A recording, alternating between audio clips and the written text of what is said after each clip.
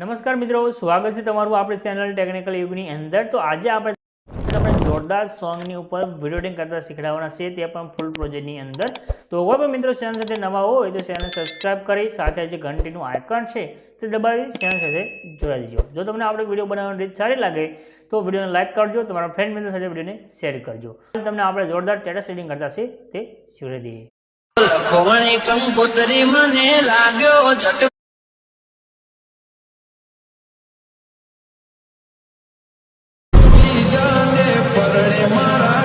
જે રીલ્સ જોઈશે, રીલ્સ બનાવવા માટે એક પ્રોજેક્ટ લેવાનો છે। પ્રોજેક્ટ લેવા માટે તમારે ડિસ્ક્રિપ્શનમાં જવાનું છે, તમને એક લિંક મળશે, લિંક ઉપર ક્લિક કરશો આ રીતે સાઇટ ખોલીને આવશે। અહીંયા લખ્યું છે એડિટર એસી, એના પર ક્લિક કરી દેજો। અહીંયા તમે ક્લિક કરશો આ રીતે તમારી પાસે સાઇટ ખોલીને આવશે। આ જે સર્ચનું આઇકન છે એના પર ક્લિક કરી અહીંયા તમારે કોડ લખવાનો રહેશે। કોડ છે 0293 0293 આટલું લખી સર્ચના આઇકન ઉપર ક્લિક કરજો। ક્લિક કરશો નીચે તમને આ ટાઇટલ કોડ અને તમને થંબનેલ દેખાઈ રહી છે એના પર ક્લિક કરી દો।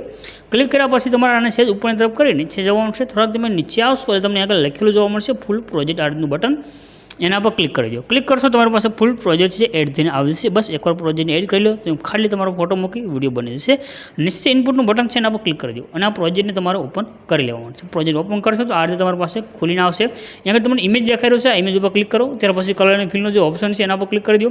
નીચે નંબર છે, નંબર પર ક્લિક કરી દો અને અહીંયા આગળ તમારે જે ફોટો એડ કરવો હોય તે ફોટો સિલેક્ટ કરી લો અને પ્લસના આઇકન ઉપર ક્લિક કરી દો। રેડી? અહીંયા આગળ તમારો ફોટો સેન્ડ થઈ ગયો છે બેકગ્રાઉન્ડની અંદર। હવે વચ્ચેનો જે ફોટો છે આને સેન્ડ કરવા માટે આ જે ગ્રુપ છે એના પર ક્લિક કરી એડિટ ગ્રુપમાં તમારે જવાનું છે અને ત્યાર પછી નીચે નંબર છે આ ફોટો છે એના પર ક્લિક કરી કલરની ફિલ્મમાં જવાનું, નીચે નંબર પર ક્લિક કરી દેવાનું અને તમારે જે ફોટો લેવો હોય તો ફોટો સિલેક્ટ કરી પ્લસના આઇકન પર ક્લિક કરી દેવાનું। તમારો ફોટો એડ થઈ ગયો છે અને અહીંયાથી બેક દબી દો, તમારો વિડીયો બનીને કમ્પ્લીટ થઈ ગયો છે। ઉપર જે શેરનું આઇકન છે એના પર ક્લિક કરી એક્સપોર્ટના બટન પર ક્લિક કરશો તમારો વિડીયો સેવ થઈને આવી જશે।